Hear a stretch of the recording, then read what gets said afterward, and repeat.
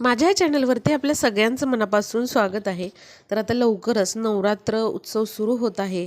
नवरात्र म्हणजे आपण या 9 दिवसांमध्ये आपल्या कुलदेवीची भरभरून सेवा करत असतो आणि आपल्याला आपली कुलदेवी भरभरून आशीर्वाद देत असते। आता बघा, नवरात्रामध्ये जर आपण काही उपाय केले तर आपल्याला त्याचा खूप चांगला लाभ होतो। जर तुमच्याकडे पैशाची आवक कमी असेल, वर्षभर तुम्हाला खूप अडचणी आल्यात, आर्थिक खूप अडचणी आलेल्या आहेत, जसं की नोकरीमध्ये तुम्हाला प्रमोशन होत नाही आहे किंवा मग तुमचे पैसे कुठेतरी अडकलेले आहेत, प्रॉपर्टी मध्ये तुम्हाला नुकसान झालेलं आहे किंवा पैसे मिळण्याचे चान्सेस कमी आहेत किंवा तुमचा व्यवसाय आहे, अगदी छोटा मोठा पार्लरचा व्यवसाय आहे किंवा मग हॉटेलिंगचा व्यवसाय आहे तुमचा, किंवा तुम्ही भाजी विकत आहात किंवा अजून कोणताही तुमचा मोठा बिझनेस असू द्यात, त्यामध्ये जर तुम्हाला नफा होत नाही आहे, तुम्हाला चांगला असा इन्कम होत नाही आहे, तर या नवरात्रीमध्ये तुम्ही हा उपाय अवश्य आणि अवश्य करा। तुम्हाला त्याचा भरभरून लाभ मिळेल आणि आर्थिक परिस्थिती सुधारण्यासाठी खूप चांगला हा उपाय आहे। आणि जरी तुम्हाला कुठल्याच अडचणी नसतील तरी देखील तुम्ही हा उपाय या नवरात्रीमध्ये अवश्य करा। याने नक्कीच तुम्हाला फायदा होईल, तुमचं आहे इन्कम त्याच्यामध्ये वाढ होईल किंवा जी काही पैशाची आवक आहे ती नक्कीच तुमची वाढेल, आपली परिस्थिती सुधारण्यास नक्कीच मदत होईल असा हा उपाय आहे। लगेचच बघूया हा उपाय कधीपासून सुरुवात करायचा आहे आणि कसा करायचा आहे। तर या उपायाची सुरुवात आपल्याला नवरात्रापासून म्हणजेच घटस्थापना ज्या दिवशी आहे, म्हणजेच 15 ऑक्टोबरला आता घट बसत आहेत, तर 15 ऑक्टोबरला घटस्थापना आहे, तर त्या दिवशी आपल्याला हा उपाय सुरुवात करायचा आहे। आता कधी करायचा आहे उपाय, तर हा उपाय जो आहे तो आपल्याला संध्याकाळी 6 नंतर करायचा आहे। आता मी इथे वेळ सांगते तुम्हाला, 7, समजा पहिल्या दिवशी तुम्ही 7 वाजता हा उपाय करायला सुरुवात केली तर पुढचे 9ही दिवस तुम्हाला हा उपाय त्याच वेळेला करायचा आहे। असं करायचं नाही की संध्याकाळी 7ला पहिल्या दिवशी केला, दुसऱ्या दिवशी 8ला केला, तिसऱ्या दिवशी 9ला केला, असं नाही। तर आपल्याला पर्टिक्युलर एकच वेळ ठरवायची आहे। आता संध्याकाळी 6 पासून 9 पर्यंत तुम्ही हा उपाय करू शकता, पण एकच वेळ रोज, म्हणजेच 9 दिवस तुम्हाला त्या एकाच वेळेला हा उपाय करायचा आहे।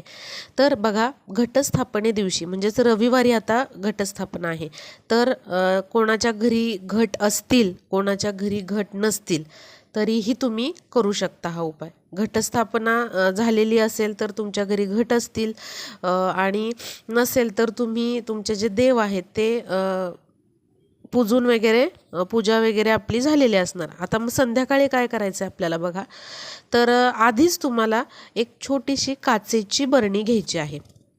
काय करायचं आहे, या उपायासाठी एक काचेची बरणी तुम्ही आणून ठेवा, अगदी अशी छोट्या साईजची आणून ठेवा, काचेचीच बरणी याला लागणार आहे।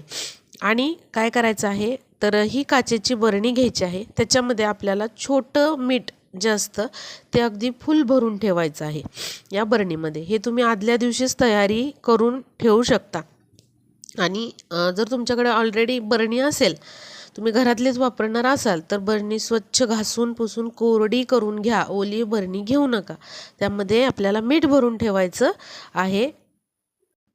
आता हा उपाय करण्यासाठी तुम्ही तुमच्या देवघराच्या समोर बसा किंवा जिथे कुठे तुम्ही ध्यान वगैरे करता तिथे बसलं तरी चालेल, पण शक्यतो देवघराच्या समोर बसा आणि तुमचं तोंड जे आहे ते पूर्वेकडे असेल असं बसा तुम्ही। आणि तुम्हाला काय करायचं आहे, एक आसन घ्यायचं आहे आणि त्याचबरोबर एक छोटासा पाट घ्या किंवा चौरंग घ्या आणि त्यावरती एखादं लाल कापड अंथरा, त्यावरती ही मिठाने भरलेली बरणी आपल्याला ठेवायची आहे।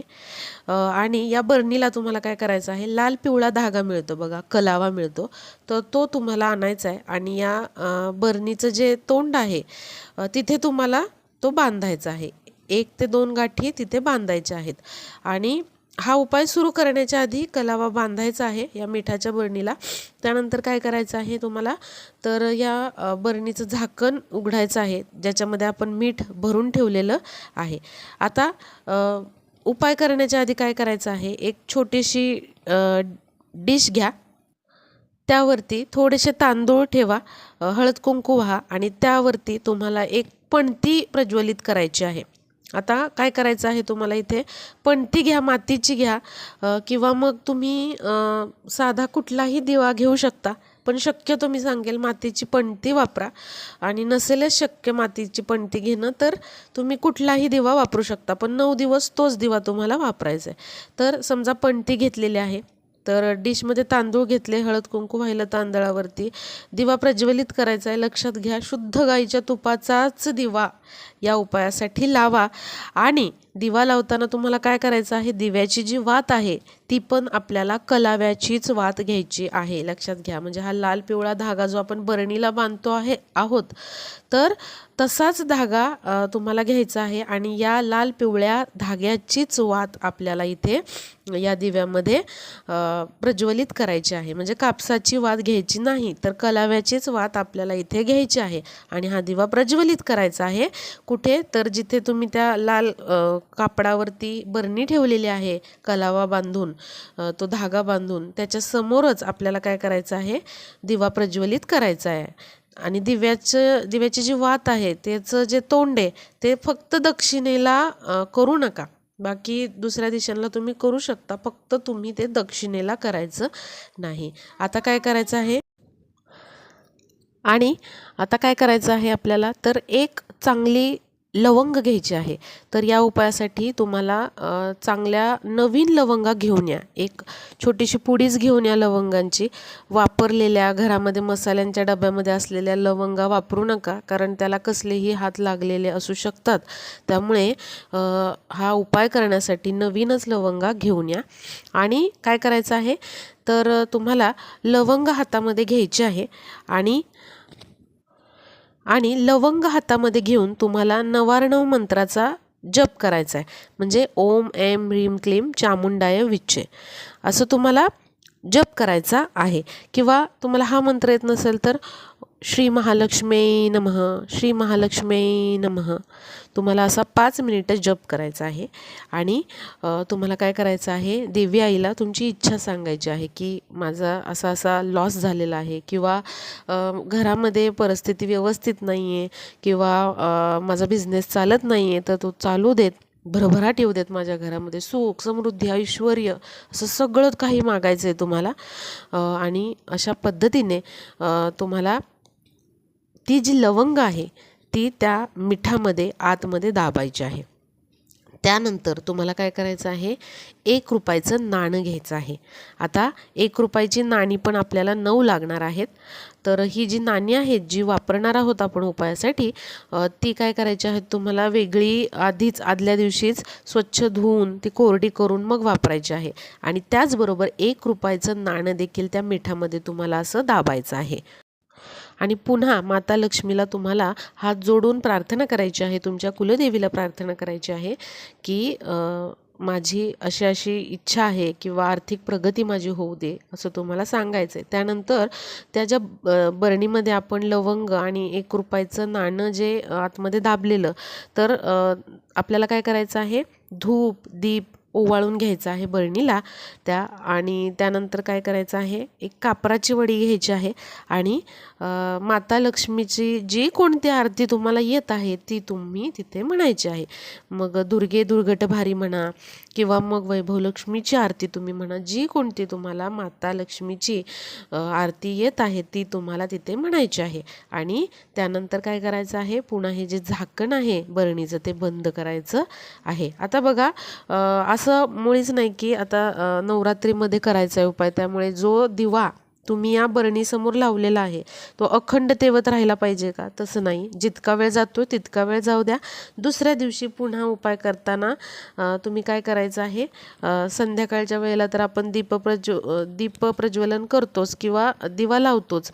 आणि आपल्या देवघरामध्ये जर तुमच्या देवघरामध्ये घटस्थापना झालेली असेल तर दिवा हा असणारच, पण त्या दिवा व्यतिरिक्त इथे बरणीसमोर देखील आपल्याला हा असा कलाव्याचा दिवा प्रज्वलित करायचा आहे. तो अखंड नाही राहिला तरी चालेल, फक्त सकाळ संध्याकाळ तो दिवा तुम्हाला प्रज्वलित करायचा आहे. शक्यतो तुपानेच करा हा दिवा प्रज्वलित. आणि अशा पद्धतीने सकाळ संध्याकाळ फक्त धूप दीप तुम्हाला दाखवायचा आहे. पुन्हा काय करायचं आहे, दुसऱ्या दिवशी ज्या वेळेला तुम्ही म्हणजे पहिल्या दिवशी समजा 7ला तुम्ही हा उपाय करण्यासाठी बसलेला आहात, तर दुसऱ्या दिवशी देखील तुम्हाला 7 वाजताच हा उपाय करायचा आहे. दुसऱ्या दिवशी काय करायचं, पुन्हा तुपाचा दिवा लावायचा आणि पुन्हा काय करायचं, लवंग घ्यायची. पुन्हा आपल्याला 99 मंत्राचा जप करायचा किंवा माता लक्ष्मीच्या कोणत्याही मंत्राचा जप करायचा. पुन्हा इच्छा बोलून दाखवायची. पुन्हा लवंग त्या मिठामध्ये दाबायची. 1 रुपयाचं नाणं घ्यायचं, पुन्हा ते त्याच्यामध्ये दाबायचं, प्रार्थना करायची देवीला आणि धूपदीप ओवाळायचा बरणीला आणि त्यानंतर काय करायचं, कापूर घेऊन माता लक्ष्मीची आरती करायची. असं तुम्हाला पहिल्या दिवसापासून 9 दिवसापर्यंत करायचं आहे. म्हणजे खंडेनवमीपर्यंत, खंडेनवमीला 9वा दिवस येणार आहे. आणि काय करायचं आहे, मग 9 दिवस पूर्ण झाल्यानंतर जेव्हा 10वा दिवस येईल, म्हणजे दसऱ्याचा दिवस येईल, त्या दिवशी तुम्हाला काय करायचं आहे, तर या बरणीमधले जेवढ्या लवंगा आहेत, म्हणजे आता 9 लवंगा यामध्ये असणार, तर या 9 लवंगा तुम्हाला घ्यायच्यात, एका लाल कापडामध्ये गुंडाळायच्या आहेत. आणि तुम्हाला काय करायचं आहे, तर देवीचं ओटीचं साहित्य घ्यायचं आहे आपल्याला. म्हणजे यथाशक्ती जर तुम्ही साडी घेणार असाल तर साडी घ्या, किंवा मग जो खण असतो किंवा ब्लाऊज पीस असतो तर तो घ्या. नारळ घ्यायचा आहे आपल्याला, एक केळ घ्यायचं आहे आणि त्याचबरोबर देवीला एक गजरा आणि पानाचा विडा मात्र विसरायचा नाही, ते घ्यायचं आहे. आणि या ज्या 9 लवंगा आहेत त्या तुम्हाला काय करायचं आहे, तर या ओटीमध्ये तिथे ठेवायच्या आहेत. आणि अशी ओटी तुम्हाला माता लक्ष्मीच्या मंदिरामध्ये जाऊन माता लक्ष्मीची ओटी भरायची आहे. तुमच्या गावामध्ये जे कोणतं माता लक्ष्मीचं मंदिर असेल तिथे जाऊन तुम्हाला ही ओटी भरायची आहे. किंवा ग्रामदैवत असतं प्रत्येक गावामध्ये, तिथे जाऊन देखील तुम्ही देवीची ओटी भरू शकता.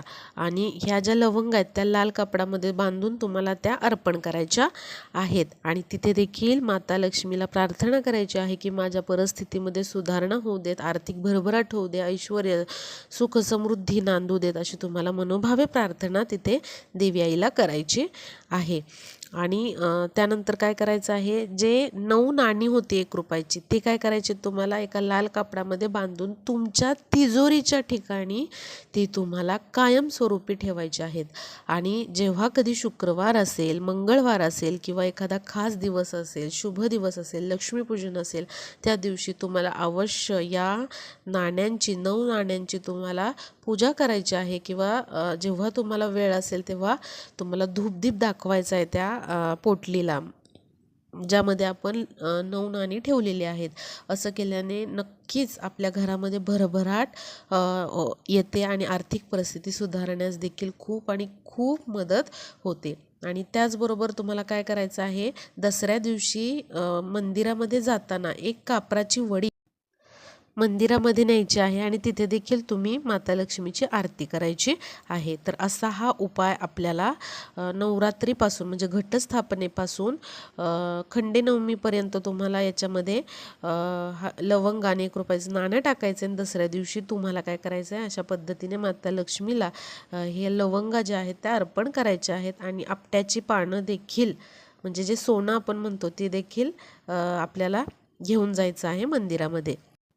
आता हा उपाय कोण करू शकतं, तर हा उपाय स्त्री पुरुष दोघेही हा उपाय करू शकतात.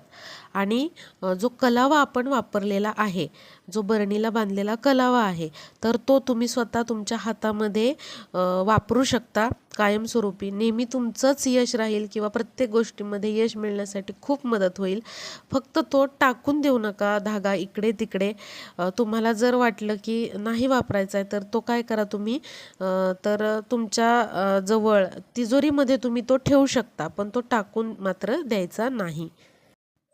आणि जे मीठ आपण बरणीमध्ये वापरलेलं आहे तर ते तुम्ही तुमच्या घरामध्ये फरशी पुसताना थोडं थोडं ते वापरू शकता, किंवा मग तुम्ही पाण्यामध्ये विसर्जन करून टाकू शकता.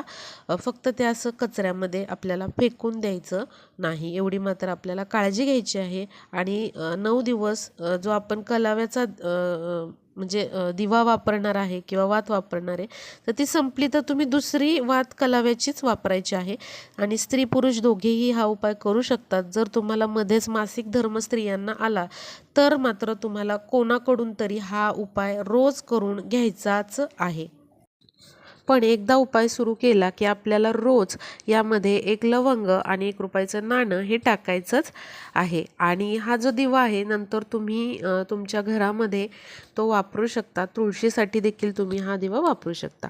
तर हा उपाय जास्तीत जास्त मैत्रिणींना शेअर करा, म्हणजे त्या देखील या घटस्थापनेपासून हा उपाय करू शकतील आणि त्यांचे देखील प्रश्न सुटतील आणि आपला व्हिडिओ युजफुल ठरेल. भेटूयात पुढच्या व्हिडिओमध्ये.